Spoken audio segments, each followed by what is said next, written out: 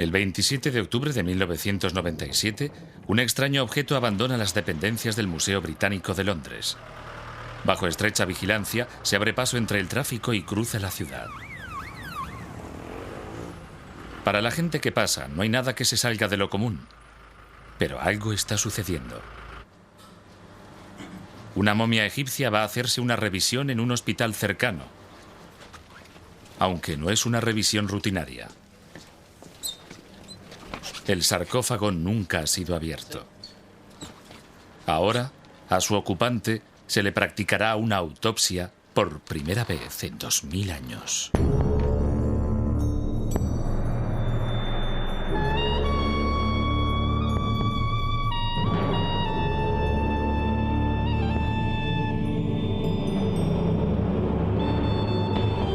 Egipto.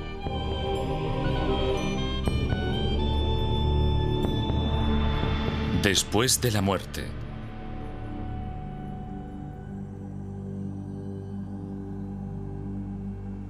En una sala especial del Real Hospital de Otorrinolaringología de Londres están a punto de desenvolver una momia, utilizando la última tecnología. El paciente es un joven llamado Artemidoro. Parece romano, pero su sarcófago es egipcio. Vivió durante el siglo II después de nuestra era, durante la dominación romana de Egipto.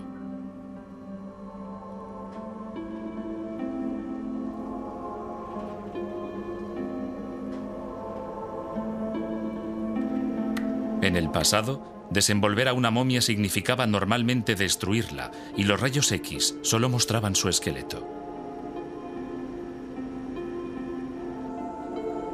Pero la técnica conocida como tomografía axial computerizada, un TAC, es inocua. Atraviesa el cuerpo utilizando una radiación de alta sensibilidad que lo muestra todo, desde los huesos y los dientes hasta los tejidos blandos.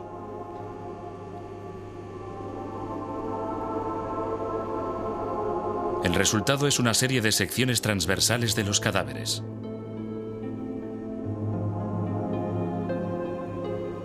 Hoy, Joyce Feiler, una experta en restos humanos del Museo Británico, hará la primera observación del joven llamado Artemidoro. Aquí tenemos una imagen de la momia. Vemos el torso y aquí el cráneo. Aquí tenemos una sección transversal, un corte que cruza esta parte del cráneo. Alrededor del cráneo hay una gran cantidad de la tela utilizada para vendar el cuerpo. Aquí está el cráneo. Esto es la nariz, la zona frontal del cráneo. Y aquí está la parte anterior del cráneo. Aquí puede verse claramente cómo extrajeron el cerebro. Pero lo más interesante de este cráneo son las fracturas que pueden verse aquí, en la parte trasera. Cuando se reúnen los tags y se colorean por ordenador, los rayos X bidimensionales se convierten en sorprendentes imágenes tridimensionales que revelan detalles nunca vistos.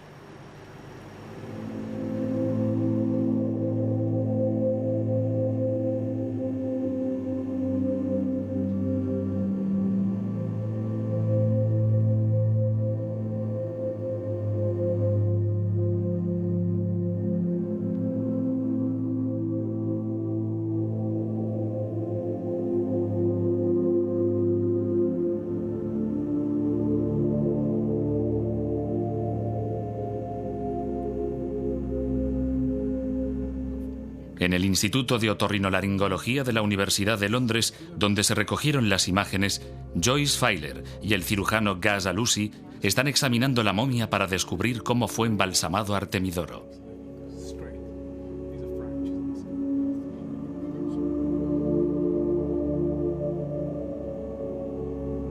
Una primera inspección del cuerpo desvela un secreto sorprendente. El sarcófago puede que sea exquisito, pero la momia es un desastre. Muchos de sus huesos están aplastados o dislocados y tiene la columna desviada. Al mirar el pecho desde arriba, puede verse que aplastaron las costillas hacia adentro y no dejaron espacio para los órganos, que supongo que ya habrían extraído. Las piernas y pies están torcidos lo que hace pensar que su cuerpo fue maltratado, un trabajo sucio que los embalsamadores nunca pensaron que pudiera salir a la luz del día.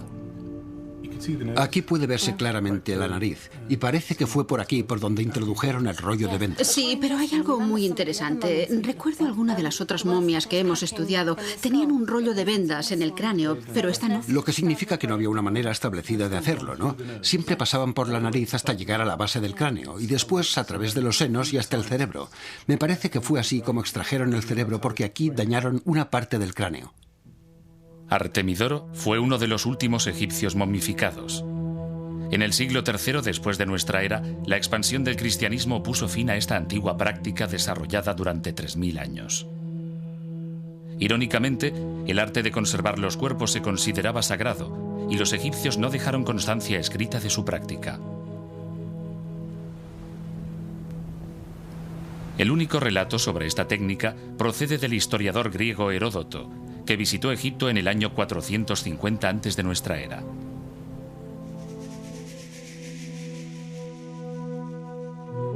El gran sacerdote que representaba a Anubis, el dios de los embalsamadores, presidía el ritual mientras se entonaban los sortilegios que la ocasión requería.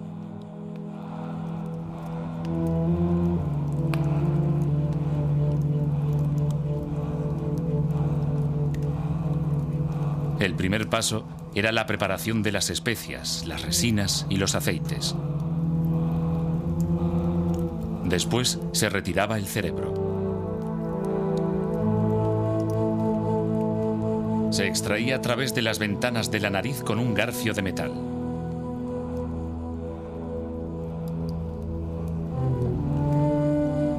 Entonces se vertía aceite caliente, una mezcla de resina y cera de abeja, dentro del cráneo, donde debía solidificarse.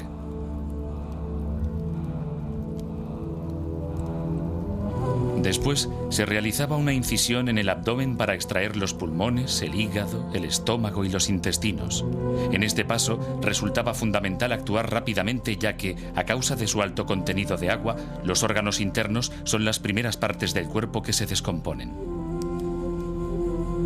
Los órganos se momificaban por separado. Una vez desecados, eran escrupulosamente lavados y ungidos con aceite y resina. Seguidamente se envolvían en lino y se colocaban en uno de los 4 vasos canopos rituales con inscripciones dedicadas a los dioses, los 4 hijos de Horus, pidiendo su protección.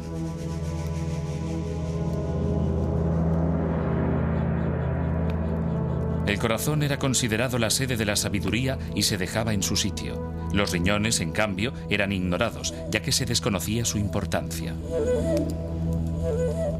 Después se cubría el cuerpo con natrón, un conservante natural formado por una mezcla de carbonato sódico y cloruro sódico que tenía la misión de extraer la humedad de los tejidos.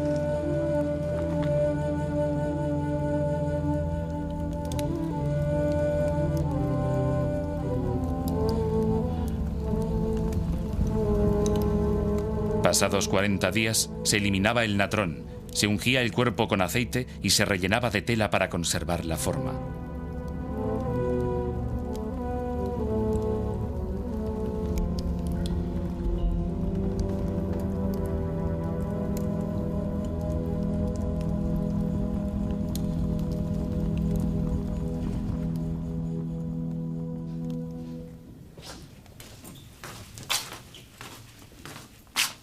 John Taylor, un experto en momificación del Museo Británico, tiene pruebas de la depurada técnica de los embalsamadores. Aquí tenemos un ejemplo de embalsamamiento egipcio de lo más sofisticado. El cuerpo de esta anciana fue preparado a conciencia y hay varias razones para afirmarlo. El pelo está muy bien conservado. Debía ser gris o blanco, pero ahora tiene un color rojizo a causa de la resina con que se cubrió todo el cuerpo.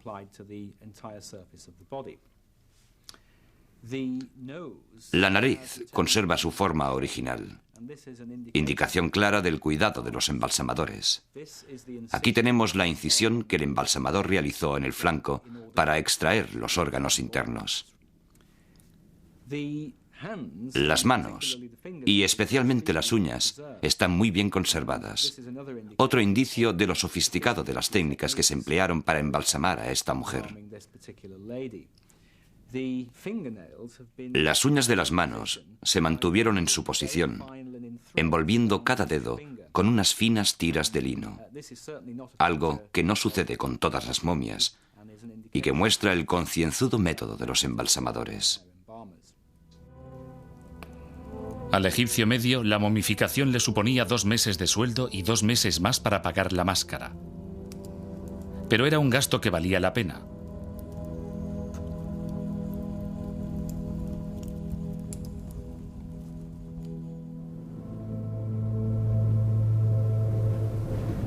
Los egipcios creían que el espíritu de una persona sobrevivía después de la muerte, pero necesitaba alimento.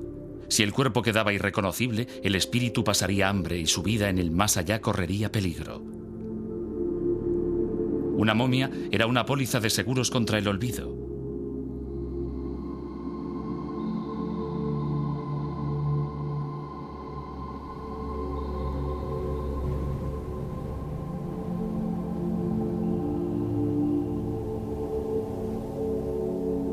Ya en el año 4000 antes de nuestra era, los muertos egipcios eran enterrados en tumbas poco profundas en el desierto. La arena caliente y seca eliminaba de manera natural la humedad y evitaba la multiplicación de las bacterias y la descomposición.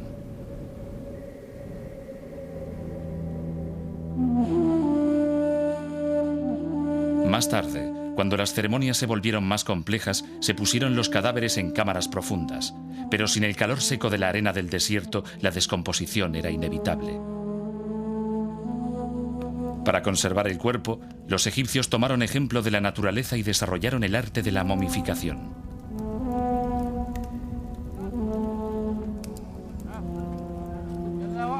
En 1997, un equipo de arqueólogos dirigido por René Friedman de la Universidad de Berkeley, en California, estaban explorando un cementerio en Hieracómpolis, la antigua capital del Alto Egipto, cuando encontraron algunas tumbas que habían sufrido pocos daños. Aunque la mayoría habían sido saqueadas en la antigüedad, los restos todavía se encontraban en bastante buen estado. El cuerpo de una mujer adulta, de entre 20 y 35 años de edad, estaba aún cubierto por una estera y rodeado de 7 vasijas con ofrendas de alimentos. Murió alrededor del año 3500 antes de nuestra era, y su cabeza, manos y brazos habían sido envueltos en estrechas tiras de lino. Hasta aquel momento, la momia artificialmente conservada más antigua databa del año 2950 antes de nuestra era. Pero el descubrimiento de resina en la piel y la tela de algunos de los cuerpos de Hieracómpolis sugiere que los egipcios estaban experimentando con el arte de la momificación unos 500 años antes de lo que se pensaba.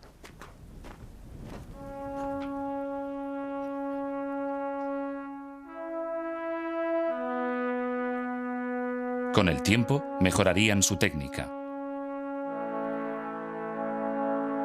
En el Museo Egipcio de El Cairo se encuentra la más extraordinaria colección de momias jamás reunida en una sala. Aquí descansan 11 momias reales de 3 dinastías que comprenden 500 años. Como gobernantes de Egipto, recibían lo mejor que podían dar de sí sus embalsamadores.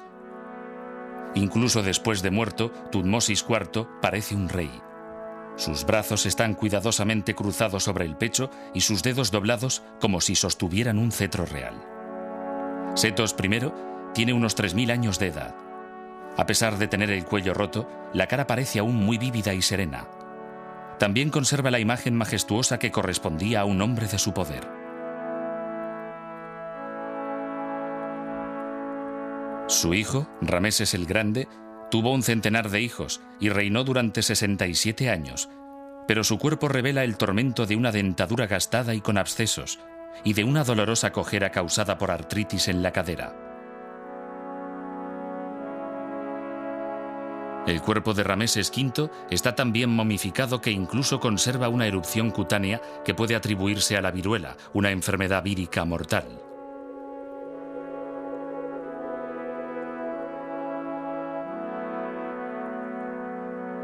El cuerpo del rey más famoso de Egipto, Tutankamón, aún está en su tumba preservado dentro de un sarcófago de oro. El estudio de su momia, en los años 70, reveló que su cabeza no estaba demasiado bien conservada, y un examen de su cráneo con rayos X despertó un vivo debate. Algunos egiptólogos sospechan que sufrió un golpe en la parte trasera de la cabeza y que podría haber sido asesinado. Robert Connolly, de la Universidad de Liverpool, realizó los primeros estudios de Tutankamón con rayos X. Lo primero que se pensó fue que tenía una herida o un desgaste del hueso en la parte posterior de la cabeza, tal vez debido a un golpe. En esta radiografía no se ve nada parecido. No hay ninguna prueba, ninguna base real para pensar en un golpe en la parte posterior de la cabeza. Otros sugirieron que podía haber una herida aquí, alrededor de la oreja. La imagen del cráneo es perfectamente normal. El único fragmento de hueso fuera de su lugar está aquí. Y sabemos perfectamente de dónde procede. Procede de una placa ósea de aquí, que separa la nariz de la cavidad craneal. Durante la momificación, cuando extraían el cerebro, lo hacían fracturando este hueso a través de la nariz y extrayendo el cerebro por el agujero. Este fragmento de hueso, pues, debe estar aquí. Es la única anormalidad. En esta radiografía no hay nada que pueda sugerir la causa de la muerte. Sin embargo, en el caso de Artemidoro, las pruebas de violencia son más evidentes.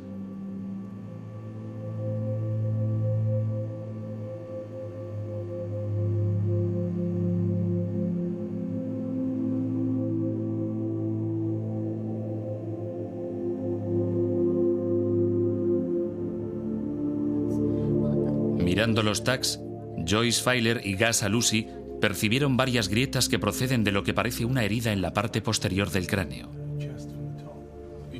Se ven unas claras líneas geométricas y, observando la parte posterior de la cabeza, puede verse que son diferentes de las suturas normales que se encuentran en el interior del cráneo. Y son unas líneas un poco onduladas, bastante normales. No se observa ninguna señal de cicatrización. Parecen casi recién hechas, por decirlo así. Es verdad. ¿Tú qué crees? Debió de suceder poco antes del momento de la muerte. Incluso podría haber sido su causa. Aunque, a juzgar por los daños en el resto de la columna y en los pies, también podría haberse producido en el proceso de embalsamamiento. Aunque si hubieran sido los embalsamadores, probablemente habría un daño mucho mayor. Una fuerza brutal. Y un daño brutal. Podría haber sido un golpe en la cabeza con un objeto muy pesado. Es arriesgado hacer conjeturas. El proverbial objeto contundente, sí. Aunque la momia fuera dañada durante el embalsamamiento, al vendarla ocultaron muchos defectos. Las vendas eran de lino cortado en tiras de anchuras diferentes. Algunas tiras fueron tejidas especialmente, otras procedían de materiales utilizados en rituales y algunas eran prendas del hogar, como vestidos y sábanas. Estos son muy interesantes, porque a partir de los vendajes de esta momia podemos decir a qué tipo de pieza correspondía cada tela. Los bordes azules de esta pieza son parecidos a los bordes decorativos que se encuentran en muchas prendas egipcias. En este trozo volvemos a encontrar un borde estrecho y también un fleco bastante grande. Podría formar parte de un vestido o de una sábana. Y aquí tenemos una muestra de sábana completa, que era el tejido que más utilizaban los embalsamadores.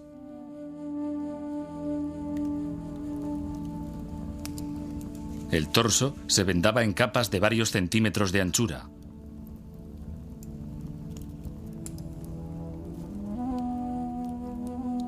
El proceso se prolongaba durante más de 2 semanas y era necesario mucho material.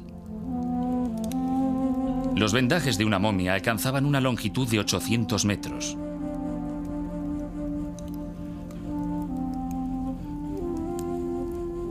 Entre las capas de vendas se escondían amuletos en lugares específicos del cuerpo. En algunas momias se han hallado muchos. Solo Tutankamón tenía 143, bastantes de oro. Algunos eran imágenes de los dioses, otros símbolos de eternidad y fuerza. Pero el más importante era un escarabeo situado sobre el corazón. Casi siempre era de una piedra verde muy compacta y representaba el renacimiento. Un sortilegio escrito en el reverso aseguraba a su propietario que su corazón no le traicionaría el día del juicio. «Oh, corazón mío, que me dio mi madre, no prestes testimonio contra mí», rogaba el difunto.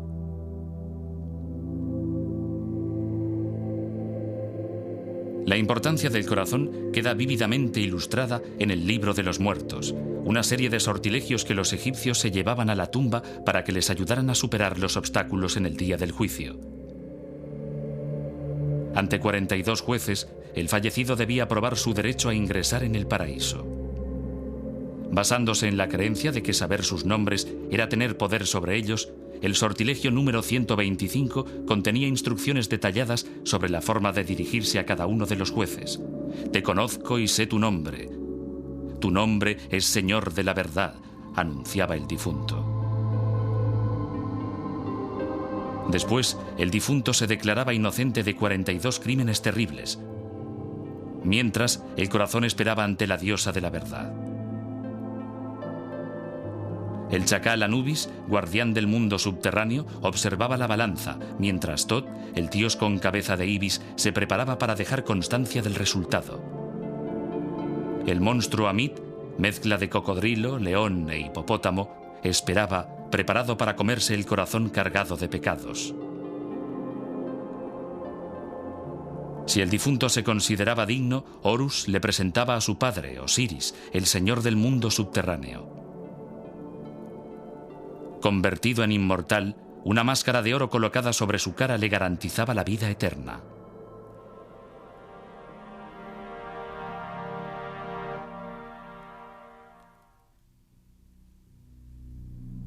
La palabra momia procede del término árabe mumia, que se aplicaba a una sustancia negra, parecida a la brea, conocida como betún.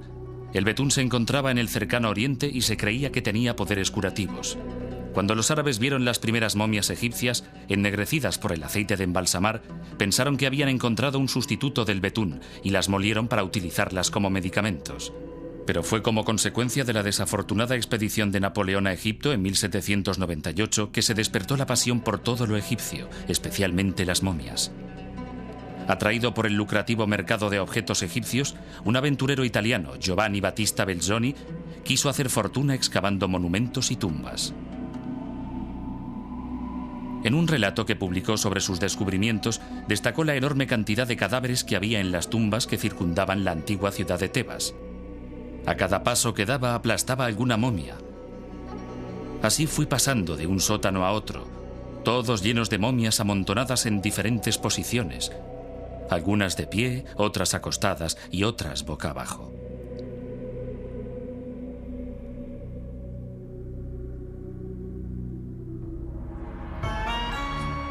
En el siglo XIX, las momias eran tan populares que no era raro que los jóvenes aristócratas que iban a Egipto volvieran con una momia como recuerdo.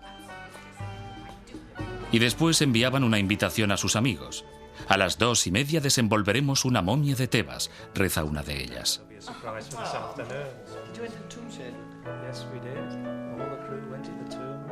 Después de una buena comida llegaba el gran momento de la tarde. La momia era desenvuelta.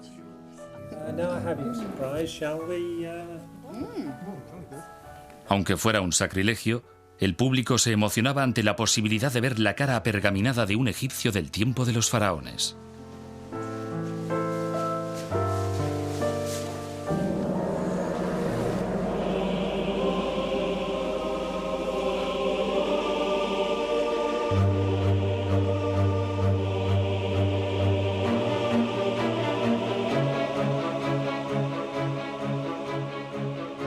Durante la Revolución Industrial, los americanos fueron aún menos sentimentales y mucho más prácticos en lo que a momias se refiere.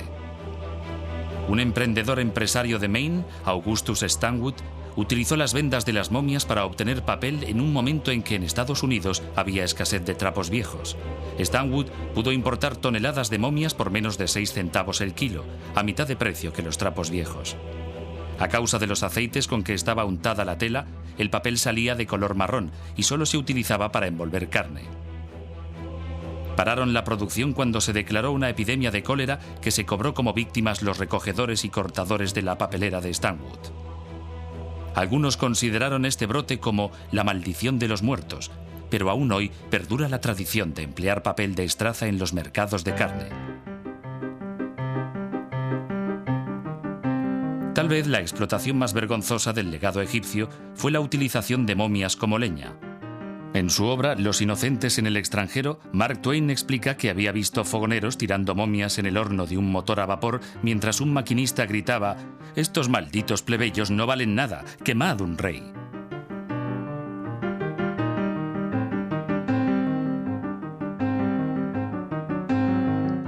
Pero lo que para un hombre es un chiste, para otro es inspiración. Un médico británico llamado Augustus Granville empezó su trayectoria profesional especializándose en enfermedades de mujeres y niños. Pensó entonces que las momias podrían ser una fuente de información médica de gran valor si se sometían a un examen científico. Realizó la primera autopsia real de un egipcio de la antigüedad a una momia que le regalaron en 1821. Pudo determinar que el paciente, una mujer, murió a los 50 años, presumiblemente de un cáncer de ovarios, el caso más antiguo que se conoce. Siguiendo a Granville, los egiptólogos se interesaron cada vez más por el valor científico de las momias. Hoy en día, las momias egipcias siguen contribuyendo a la ciencia médica de una forma que años atrás nadie hubiera podido imaginar.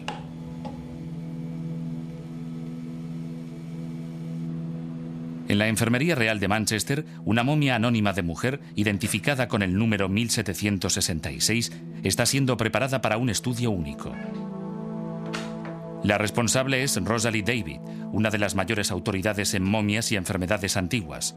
Hoy, como parte del célebre proyecto Momia de Manchester, la 1766 está siendo examinada por primera vez con los instrumentos de radiodiagnóstico más potentes del mercado.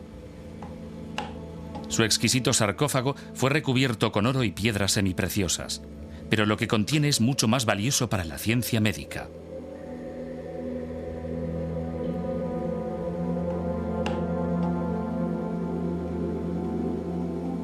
Utilizando una técnica llamada endoscopia, se inserta una pequeña cámara en la momia a través de una abertura en los vendajes y se sigue su avance mediante un monitor de vídeo.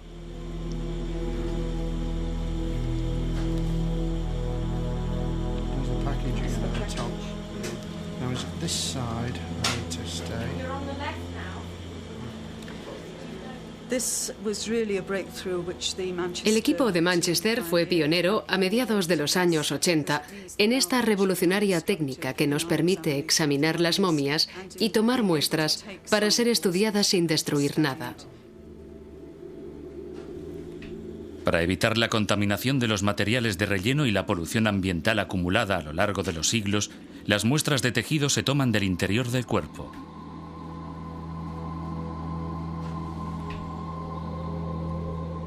Estas muestras son fundamentales para estudiar las antiguas enfermedades, pero el equipo también ha empezado una investigación a largo plazo sobre el uso de calmantes en el antiguo Egipto. Aunque la máscara dorada de la momia 1766 sugiere que era de una familia acaudalada, podría haber contraído una enfermedad parasitaria muy dolorosa y mortal. Si fue así, es muy posible que le dieran calmantes para aliviar su sufrimiento. Aunque no se ha probado su existencia, en las pinturas de tumbas egipcias han aparecido adormideras, lo que hace pensar que drogas como el opio pudieron ser utilizadas mucho antes de lo que se creía. Se han encontrado, además, vasijas con forma de adormidera, consideradas como recipientes para el opio, lo que sugiere que existía un amplio comercio. La posibilidad de que los egipcios usaran drogas como calmantes intriga al anestesista Dave Council, un especialista del proyecto Momia de Manchester. Se ha demostrado que drogas como el opio estaban muy extendidas hacia el inicio de nuestra era. Hay documentos que describen la cosecha de opio, su uso como calmante e incluso sus efectos secundarios y los problemas de adicción derivados de la droga. Lo que no sabemos es cómo era utilizado antes de nuestra era. Tomando muestras de restos humanos de varios periodos históricos, esperamos poder averiguar cuándo empezaron a emplearse estas drogas y, quizás, hacer remontar su historia hasta el año 3000 o incluso antes. La ingestión de drogas deja huellas químicas en el cuerpo. Para hallarlas, la muestra de tejido se reduce a un líquido y después a un gas que se analiza en un espectrómetro con el fin de determinar su composición química. Si hubiera algún narcótico, se detectaría, incluso en pequeñas proporciones. Esta técnica también permite saber si se administraron drogas en vida de la persona o si son productos resultantes del proceso de momificación. Las drogas que nos interesan son las drogas fuertes y poderosas, extraídas de plantas que aún utilizamos en la medicina moderna. Drogas como la morfina y la codeína, que son poderosos calmantes derivados de la adormidera. También nos interesa el cannabis, que procede del cáñamo, planta que ya podía encontrarse en Egipto alrededor del año 3000 antes de nuestra era, porque sabemos que la utilizaban para hacer cuerdas.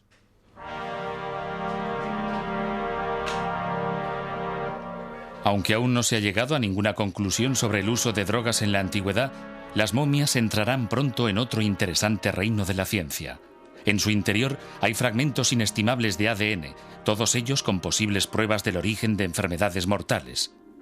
Los investigadores esperan que estableciendo su evolución puedan hallarse antídotos para la malaria y la hepatitis, y así estas antiguas enfermedades podrían ser erradicadas algún día.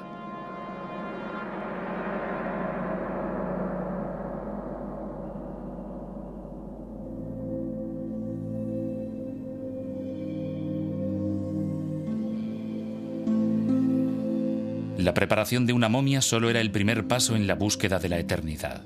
El funeral seguía una serie de ceremonias preestablecidas que empezaban con una procesión desde el hogar familiar.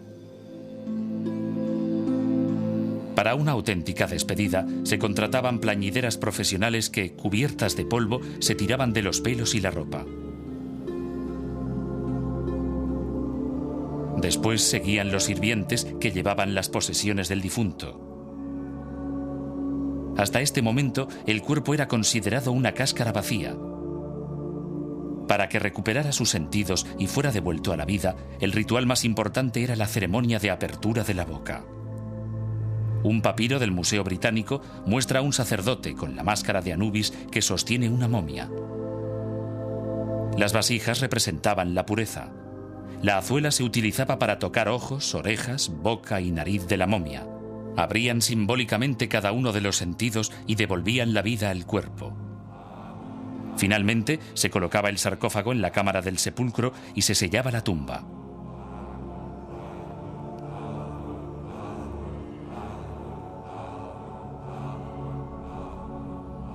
Por lo general, en las pinturas de las tumbas, los propietarios y sus familias aparecen saludables y en la flor de la vida.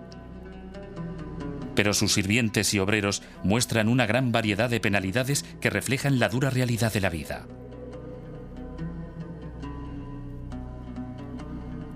Durante 3 años, Margaret Judd, de la Sociedad de Investigación Arqueológica del Sudán, ha estado estudiando un cementerio al norte del Sudán para descubrir cómo vivían en realidad aquellas personas. Hasta el momento, ha excavado varias sepulturas situadas cerca de una de las rutas comerciales que unía Egipto con África Central. Sus huesos y dientes confirman que la vida de un comerciante no solía ser fácil. Esta momia pertenece a un joven de unos 25 años. Puede verse que sus dientes están desgastados debido a alguna práctica cultural. Podría ser a causa de la dieta o el uso alternativo de los dientes como herramienta. En estos casos hay pocas caries, pero este tiene un ligero absceso en la mandíbula inferior izquierda. Parte del problema era la arena. En el desierto, la arena se metía por todas partes, incluso en el alimento más común, el pan. La presencia continuada de arena en la dieta podía acabar con los dientes más fuertes en poco tiempo, pero los dientes no eran su único problema. Este individuo también tenía un par de fracturas. Hay una fractura en mitad del cúbito y el radio que podría deberse a un golpe. El cúbito no se soldó bien, pero el radio sí. También hay una fractura en la parte inferior de la pierna, en la tibia y el peroné izquierdos. La fractura se soldó antes de que los huesos se pusieran en su sitio, aunque al no ser el peroné necesario para caminar, seguramente no tenía ningún problema para moverse.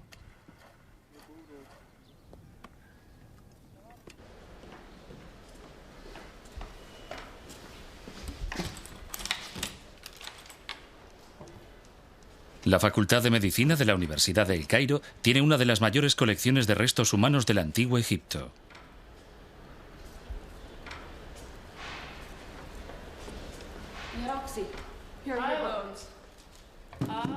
Roxy Walker, de la Fundación de Bioantropología, ha examinado los esqueletos de 2 mujeres, una plebeya y una reina. Con solo mirar sus huesos puede decir quién es quién. Hace 4.000 años, esta mujer joven vivía y andaba por las orillas del Nilo. Murió cuando aún era relativamente joven, hacia los 20 años. Y tuvo una vida muy dura, lo que podemos deducir por aspectos como el extremo desgaste de sus dientes. Sus vértebras muestran que tuvo una artritis temprana. Es algo que encaja con la tarea de llevar pesadas cargas y con las posturas dolorosas que debía adoptar para moler grano. Si miramos los huesos de su antebrazo, vemos que la circunferencia es muy robusta y presenta varias estrías en los puntos de unión con los músculos superiores del brazo. En cambio,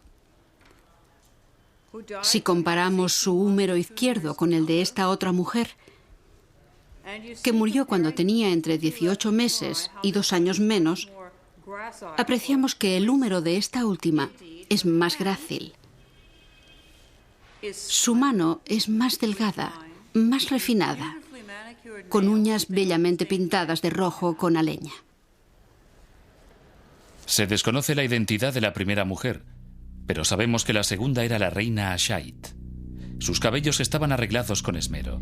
Algunas escenas muestran cómo las sirvientes peinaban cuidadosamente a las reinas. El pelo era una de las grandes preocupaciones de la élite.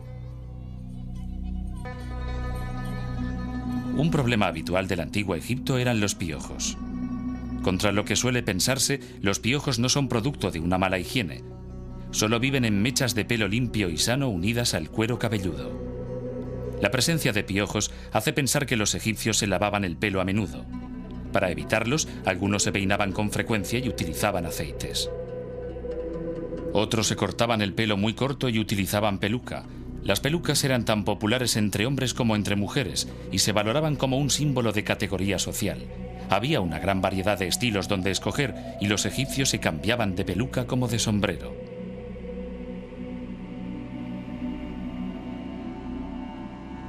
Una de las más elaboradas era un tipo de peluca doble con 2 secciones separadas, ondas o rizos en la parte superior y trenzas a la altura de los hombros.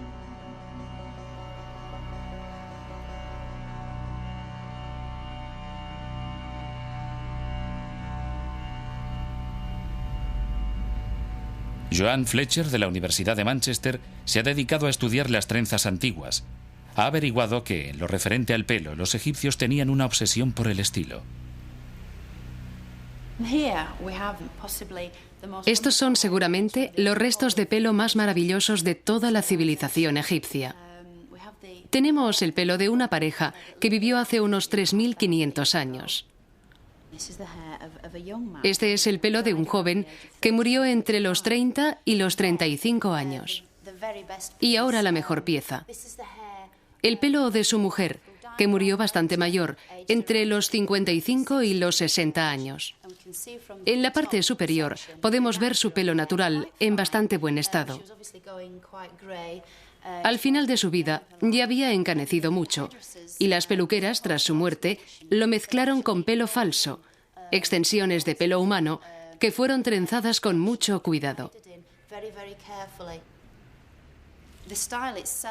El estilo es claramente artificial, muy adornado, el llamado estilo Hathor. Esta mujer se preocupó mucho de llegar al más allá con sus mejores galas. Su peinado, un conjunto de trenzas y rizos falsos, fue copiado de las esculturas de Hathor, la diosa de la belleza. Los rizos llegaban hasta el pecho y se mantenían con un fijador hecho con cera de abejas. La atención que se le prestaba al pelo era tan importante en la muerte como en la vida. La última apariencia física de un egipcio en la tierra era el preludio de la eternidad. Aunque ir arreglado no era una garantía de inmortalidad, algunos la alcanzaron de la manera más inusual.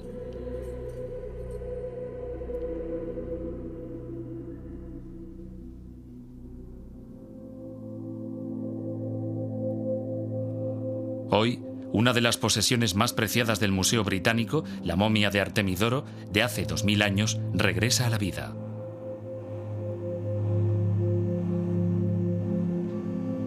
Terminada su autopsia, el museo está ansioso por ver si el rostro que aparece en su sarcófago es un retrato idealizado o una representación verdadera del joven egipcio. Para saberlo, Joao Campos, del Instituto de Otorrinolaringología de la Universidad de Londres, combina su conocimiento de anatomía humana con la tecnología informática para reconstruir su aspecto. Empezamos con un modelo tridimensional del cráneo de la momia que procede de los tags, y basándonos en este modelo, señalamos una serie de puntos de referencia.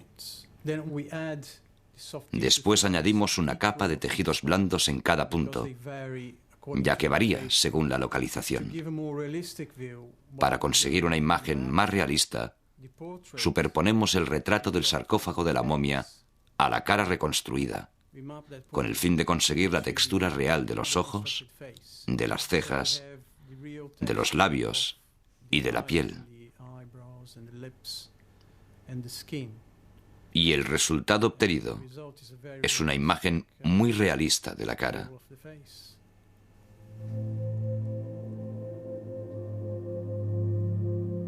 Parece que el auténtico Artemidoro haya perdido el color rosado de la juventud. Su cara se nos presenta más llena y más robusta. Es evidente que el artista creyó que podía mejorar su imagen.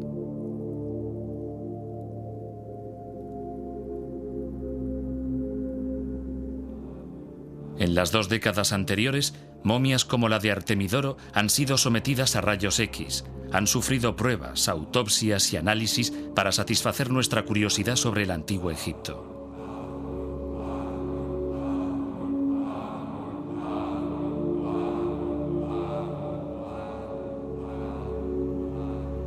Actualmente, en un giro radical, los médicos piden ayuda a las antiguas momias para ahorrar tiempo y salvar vidas.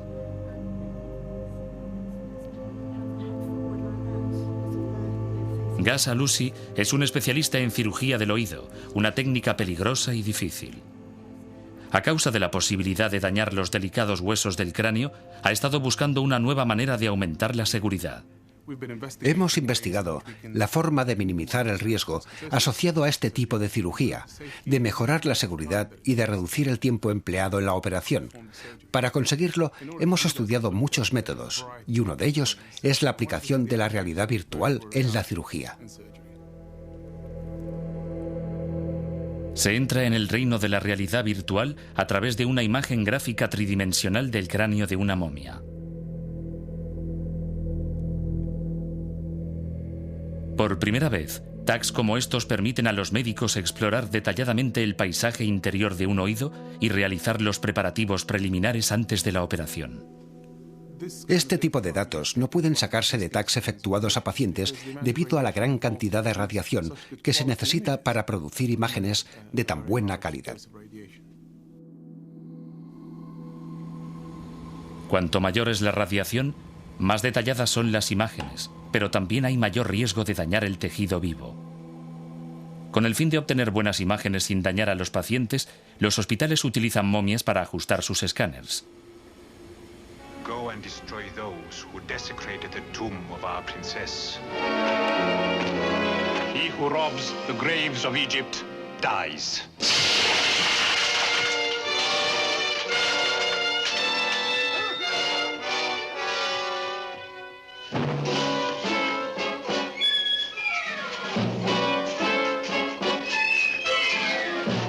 who robs the graves of Egypt dies.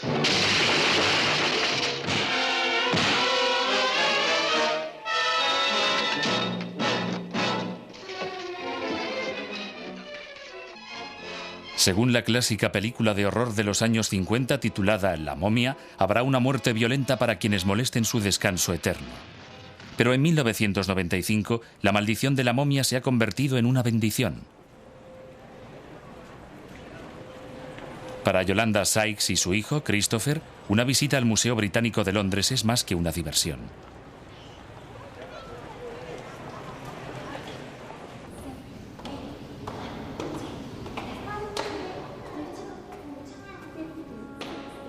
Aunque él aún no lo sabe, Christopher se encontrará cara a cara con una vieja amiga.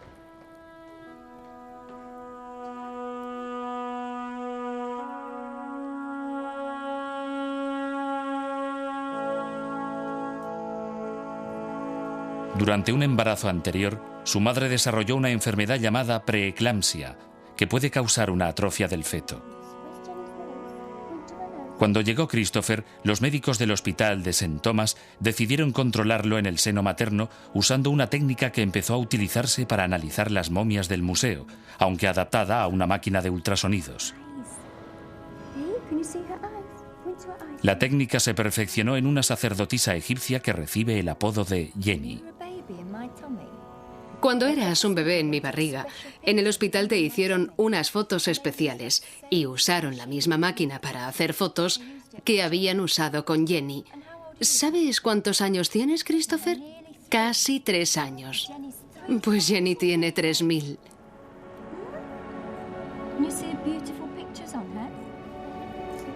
Christopher está sano y es feliz gracias a Jenny, la momia que llegó del pasado para compartir el don de la vida.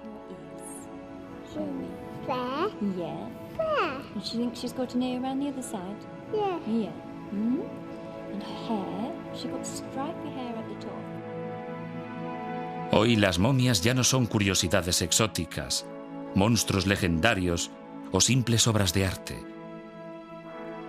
Hoy los muertos colaboran con los vivos en el umbral del futuro. Para un egipcio de la antigüedad que buscaba la inmortalidad, ¿qué puede haber mejor?